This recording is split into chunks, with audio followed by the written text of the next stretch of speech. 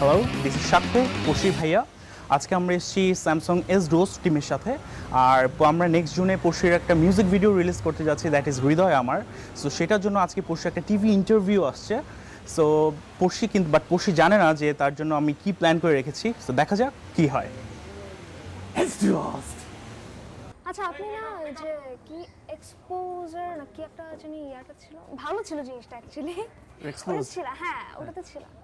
তো ওটার কি অবস্থা, ওটা ছেড়ে দিছেন? না অ্যাকচুয়ালি ওটা তো গত বছরের শো ছিল, সো পরে এখানে শেষ হয়ে গেছে। খুব ভালো ছিল, মানে আমার কাছে খুব ভালো লাগতো, আমার ফ্রেন্ডসের না পরে আমি ইনফ্যাক্ট ওইখানে আর নাই, আমি তো এই যে টিভিতে জয়েন করলাম লাস্ট 7 মাস ধরে এখানে কাজ করছি, এই শোটা নিয়ে কাজ করছি আর কি। ওকে তাহলে আমরা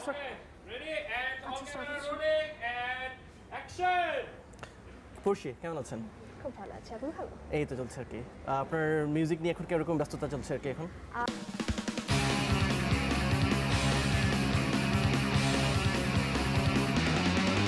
আপনার এই যে কনসেন্স, আমরা স্টেজ নিয়ে কথা বলছি, আপনার প্রত্যেকটা মোটামুটি মিউজিক ভিডিওতে বেসিক্যালি আপনি থাকেন, আপনি নাচেন, বেশ ভালো নাচেন আর কি। আপনি বেশ সুন্দর সুন্দর করে আপনি দুলে দুলে নাচতে পারেন আর কি। তো এই সুন্দর দুলানোর, এই সুন্দর নাচের পিছনে আপনার রহস্যটা কি? আপনি দুলায় নাচি কিনা ওটা তো জানি না। কোমর দুলানো আর কি। হ্যাঁ, তো নাচার আমি আসলে আগে নাচতাম, তো ওই নাচের জন্যই ভালো দুলিয়েছেন আর কি, সুন্দর ছিল। দুলানো তো আর না, নাচ তো আর দুলায় দুলায় করে না। নাচ মানে তো দুলানো থাকবে আর কি। যাই হোক,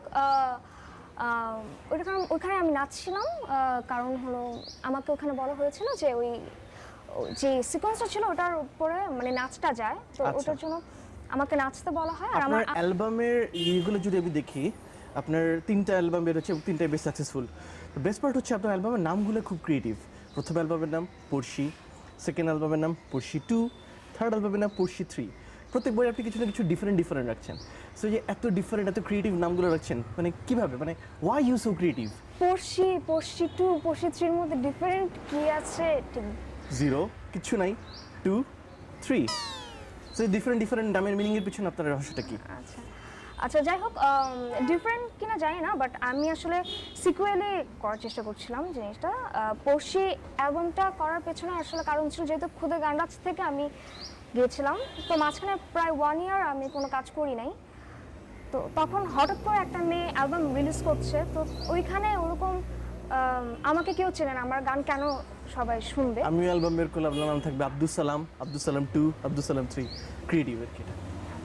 আচ্ছা, আপনার সবগুলো মিউজিক ইয়েতে 3টা অ্যালবামে তো আপনার মিউজিক ডিরেক্টর ছিল আমাদের সবার প্রিয় সম্মানীয় আরিফিন রুমি ভাই আর কি। তো ওনার সাথে আপনার সম্পর্কটা কিরকম আর কি, কতখানি ক্লোজ আপনারা?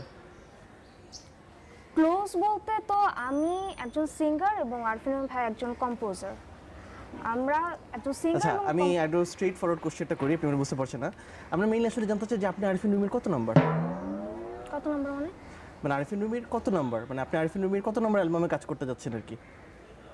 কত নাম্বার অ্যালবামে কাজ করাটা জানি না। আমার ফার্স্ট অ্যালবাম থেকে এখন যে লেটেস্ট অ্যালবামটা রিলিজ করেছি, 3টাতেই রুমি ভাইয়ের কাজ ছিল। সামনেও থাকবে ইনশাআল্লাহ? হয়তোবা। আর কাইন্ডলি এসব কত নাম্বার বা এই যে জিনিস অ্যালবামের নাম্বার, হ্যাঁ অ্যালবাম এটা ডাইরেক্টলি বলবেন যে হ্যাঁ কত নাম্বার অ্যালবাম পাইছি, এই কত নাম্বার এসব আমার কাছে মানে এইসব নিউজটা কম করে। ফেসবুক পেজ তো মাশাআল্লাহ সেই রকম 1.2 মিলিয়ন আপনার ফ্যান্স, কয়টা কিনছেন এর মধ্যে? ফেসবুক ফ্যান তো কিনা না, আজকাল সবই করা যায়, টাকা দিলে যে বট কেনা যায়। আজকাল তো অনেক কিছুই করা যায়, কিন্তু আমি তো সবকিছু করব না। আপনি কিনেন নাই?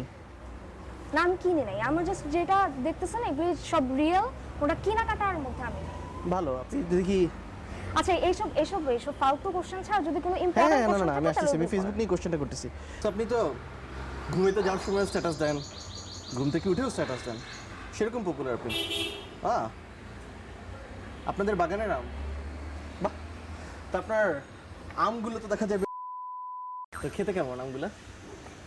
ফার্স্ট অফ অল একটা কথা বলে রাখি আপনাকে, হ্যাঁ, যেহেতু এখানে আমি আসছি একটা ইন্টারভিউ দিতে, সো ভদ্রভাবেই দিতে আমি পছন্দ করি। আমের কথা জিজ্ঞেস করছে কি আপনার? সুন্দরভাবে বলেন। এটা আমার প্রশ্ন না, এটা হচ্ছে আপনার আম জনতার প্রশ্ন। আমরা জানতে চাই যে এই আমগুলা, আপনার আমগুলা খেতে কিরকম আর কি? আম যেরকম হয় নরমালি খাইতে,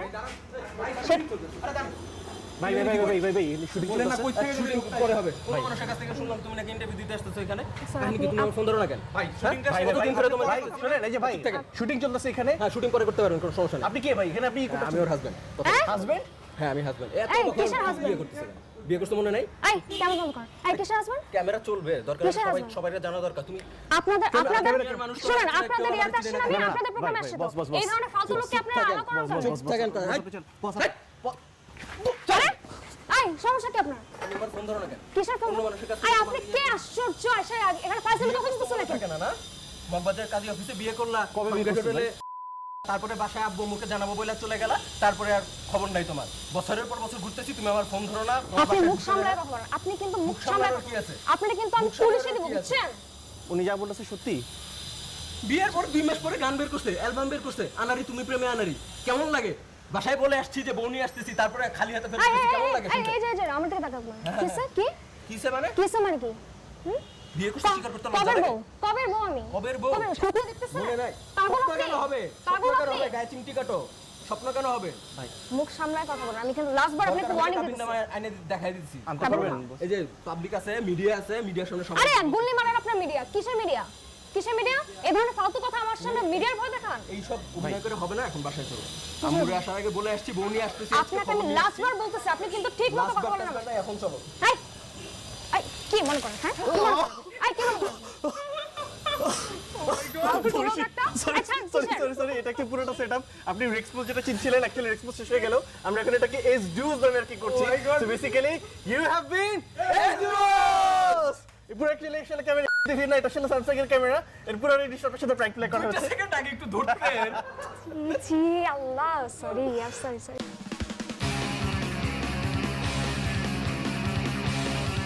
এগুলো মানে না, এগুলো আপনার জন্য স্যামসাং মোবাইল বাংলাদেশের পক্ষ থেকে একটা Samsung Galaxy S-Duos 2 thank you. ইয়ে! বলতে কিছু বলেন ক্যামেরা দিকে কি? আবার কিছু বলা নাই, আপনারা জাস্ট নিজেরাই বলেন যে হঠাৎ করে কেউ এসে যদি আমাকে বলে, বাট আপনাকে যদি কেউ এসে বলে আমি আপনার ওয়াইফ, কেমন লাগবে? ডিপেন্ড করে মেয়েটা যদি সুন্দর হয় ভালোই লাগবে। ইটস